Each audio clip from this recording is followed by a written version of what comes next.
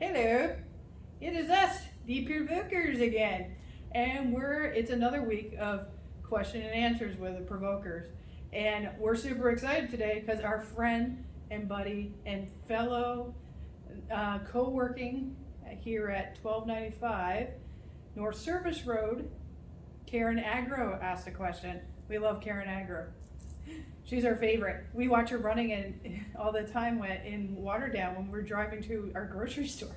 She also worked with us on the Jam at 1295, which was a fantastic experience. Yeah, we're gonna be having one in either end of September or October. Just FYI. Okay, but back to the question. So Karen Agro asked, what is the optimum frequency to post on Instagram and Facebook? Good question, Karen Agro. Notice how we have to always say Karen Agro? Yeah, we haven't figured that out. We always have to call her Karen Agro. We're not sure. Maybe it's because there's another Karen in the building manager, but yeah, could be. But Shane's gonna answer this one for you. Okay, so when we're doing social media, it really depends on what you are doing. Like if you're doing food, for example, an optimal time to post for food would be anytime you're hungry. So times like lunches, dinners, like that time. And I find a lot more traction for, say, food related posts happens on the weekend. So a client we previously had, we would post Thursday, Friday, Saturday, Sunday. So that was 4 times a week, but it was mainly closer to the weekend, which is times when people are going out and having fun and stuff like that. So you want the product to be noticed then. Other things could be like commute times, but with the pandemic, that's kind of out the window, right, Lisa? Yeah, so think of times when people are like, for me, I'm looking at my phone like just before lunch because I need a break, or that big 3 o'clock where everyone's like, I need a coffee. I'm looking at my phone then. So think of times, and then after dinner, when are you looking at your phone? So think of times that you as a social media user are looking at your phone. Shane mentioned food. Not everyone's food.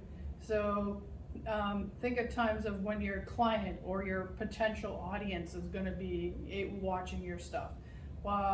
Think about, it used to, like Shane said, there was a commuting time, but no one's really commuting anymore. So think of first thing in the morning.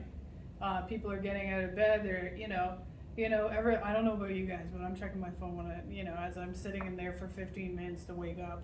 So think of things like that. Think of it's lunchtime. People are looking at their phone. It's supper time. Think of times during the week that are more active. For us, we've noticed Tuesday and Thursdays are really active days.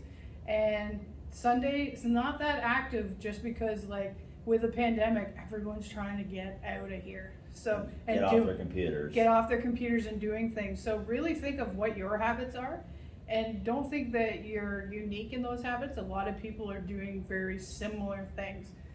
When it comes to how many times a week you should be posting, I'd say at minimum 5 posts a week. So that's once a day, 5 days a week. 3 is okay. 5 to me is an average, and if you want to be a superstar, I'd say a post every day. But only do what you can handle. Like, we all understand we're small business owners. We don't always have a ton of time. So do what you can handle and do it well. So Karen mentioned Facebook and Instagram, and I love that because focus on 2 channels. Don't try focusing on everything. Pick your big 2. Right now, Instagram and Facebook are the big 2. So, really focus in on that. Doing a good job on 2. And when you start doing a really good job on 2, maybe, Karen, you want to go to LinkedIn is next. So don't overwhelm yourself.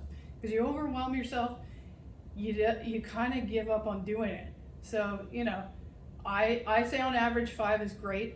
But if you're just starting, maybe 3 a week. See how that goes. And then move yourself up. There's not a lot of time in the day, so do what you feel is comfortable, and it's all about just getting your presence out there.